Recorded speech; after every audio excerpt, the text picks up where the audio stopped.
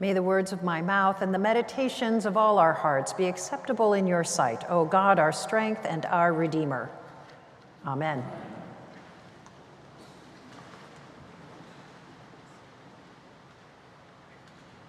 This morning, we again have a question on the table about who Jesus spends time with. Our passage begins with Luke telling us that all the tax collectors and sinners are coming near to listen to Jesus. The Pharisees and scribes are also present, and as they are wont to do in the Gospels, they are complaining.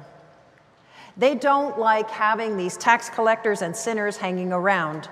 They can't understand why Jesus, not only that he spends time with them, but also he eats meals with them. What is up with that? As I expect you've noticed, tax collectors and sinners are commonly paired in the Gospels. Tax collectors worked for the Romans as gatherers of income for the empire. Wages for these tax agents came out of the money they collected from people. Many were dishonest in their collecting, since it was a great temptation to demand and keep a large additional sum beyond what was prescribed by Rome. They were not well liked, unsurprisingly, and were generally thought to be morally compromised. Sinners, on the other hand, were a catch-all term to refer to individuals who were not respectable, that were seen as people who did not follow God's law and were therefore depraved in some way. Thus, tax collectors and sinners were considered ritually unrighteous, and they were outsiders in the Israelite and especially the religious society of Jesus' time. The Pharisees and the scribes, on the other hand, were the elite among the religious Israelite society. They were disciplined about keeping the law. And as people who were carefully kept the commandments, the Pharisees and the scribes were scandalized to see Jesus keeping company with tax collectors and sinners. Jesus not only associated with these outsiders, he also ate with them. You may recall that in Jesus' culture, what one ate and whom you ate it with was important. It was key for drawing and keeping social and religious boundaries. Thus, with these two verses, Luke sets the scene. We have marginalized and outcast people listening eagerly to Jesus, and the powerful and elite complaining about it. In response to the grumbling of the Pharisees and scribes, Jesus tells three stories or parables, of which we hear the first two today. Stories about the lost being found, a lost sheep, a lost coin, and in the story that we aren't hearing today, a lost son. That third story is the one of the parable of the prodigal son, and that was read earlier this year in Lent. In each of these three stories, something valuable is lost, is found, and is celebrated. In the first story, Jesus asks his audience to consider a shepherd who has 100 sheep and who, when one wanders off, leaves the 99 in the wilderness to go and find the one that was lost. When he finds that sheep, he gets his friends and neighbors together to celebrate. The second story is structured similarly. This time, it's a woman with 10 silver coins. And when she loses one of her coins, she lights a lamp, sweeps the floor, and searches for it. When she finds it, she gathers her friends and neighbors and throws a party. In addition to these parallel structures, the stories share other characteristics. For one, the shepherd and the woman both notice what they have lost. Now, that might not seem too unusual for a woman who has lost one of 10 items. 10's a pretty small number. You can look at them at a glance and notice that it's not 10, but 9. But what about the shepherd? He has 100 sheep in the wilderness, which means they're not penned in. And each sheep is walking around doing its own sheep thing. And still, the shepherd notices that one is missing. that there are only 99 in front of him. Also, both the shepherd and the woman take time and effort to search diligently for what they have lost. They do so in an almost crazy kind of way. Does it make sense to leave 99 sheep in the wilderness, alone, unprotected, and then go off and find just one of them who might not be nearby? And the shepherd doesn't just kind of look around nearby. He goes out to really search for him, perhaps walking some distance. Or in the case of the woman, notice how very meticulous and persistent her search is. She lights a lamp. And remember, this is a time when lighting was not as easy as flipping a switch. It required trimming the wick, replenishing the oil, and then lighting that wick from either existing fire or by using a flint. Then the woman searches her home carefully. She even sweeps what would have been a dirt floor, looking through the piles of dust and dirt that get swept up by the broom until she finds that coin. In these parables, Jesus portrays both the woman and the shepherd as being attentive and taking care. They notice something is lost.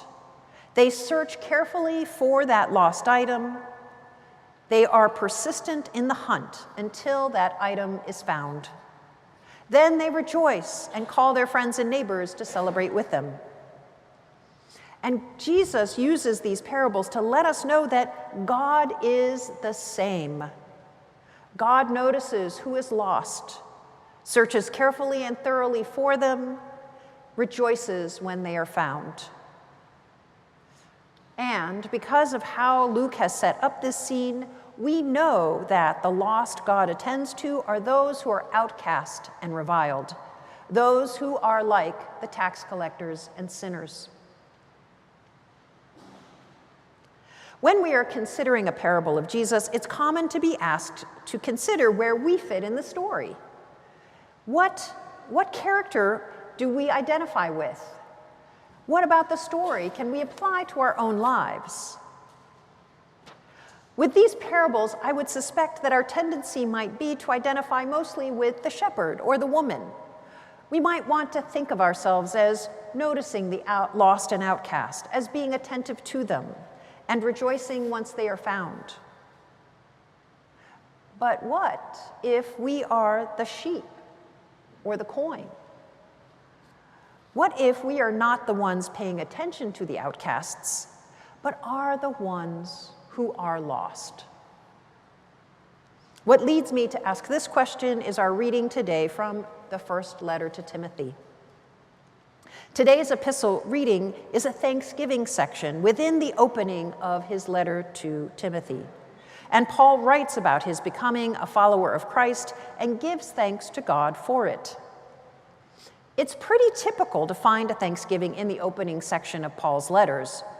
But what Paul gives thanks for here is a little different than in his other letters. Instead of offering thanks for what God has done in various churches, Paul here gives thanks for what God has done in Paul. Now, sometimes when I hear a passage in which Paul is writing about himself, my first thought is that it sounds a little like Paul is calling attention to himself, like he's saying, "Look at me, look how great a follower of Jesus I am. Be like me." A cursory glance at today's passage might make you think this. For Paul describes himself with a very stark contrast here. He states that now he is one whom Christ has judged faithful and has appointed to God's service. But before, he was abysmal, a blasphemer, a persecutor, a man of violence, the foremost of sinners. Even though Paul is writing about himself in such terms and even puts himself forward as an example toward the end of the passage, I don't think his purpose here is to call attention to himself. Instead, he wants to call attention to God and to God's work. Paul's portrayal of himself in this section highlights how radically God has transformed Paul. It emphasizes the abundant grace and mercy that God has extended to Paul through Jesus Christ. Paul's example reveals the power of God to change people's lives, even those we might consider the most lost. Like the parables of the lost sheep and the lost coin, Paul's biographical thanksgiving reveals to us what God is like with the lost. For I think we could agree that Paul too was lost when he was, in his words, the foremost of sinners. And just as with our parables, God noticed Paul was lost. God sought him, God found him, and on finding Paul, God granted him abundant grace and mercy to transform his life. Today in our gospel, Jesus' actions and words again make known to us God's care for and attention to the poor, outcast, and marginalized. We are reminded that God takes notice of them, seeks and cares for them, even those we humans might consider unworthy. Those who are standing outside the various walls we erect to keep them apart from us. In pointing out what God is like, Jesus challenges us to do the same, to notice, seek out, and care for the people we think are lost and undeserving, who are the tax collectors and sinners of our own day. But then, as Paul reminds us, sometimes we are the ones who are lost. We are the ones who wander off, and go astray.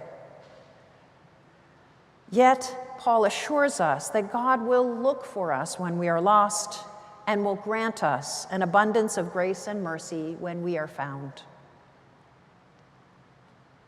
Today, in our scriptures, we learn something about who God is. They assure us that God notices who is lost, that God searches diligently, attentively, and thoroughly, that God offers abundant grace and mercy to bring the lost back, and rejoices greatly when they are found. This is good news, especially when we are the ones who are lost. But it is also a challenge to us to move beyond our narrow vision of who is in and who is out, to be attentive and notice those who have been cast aside, to welcome the marginalized and outcast fully as God does. May it be so. Amen.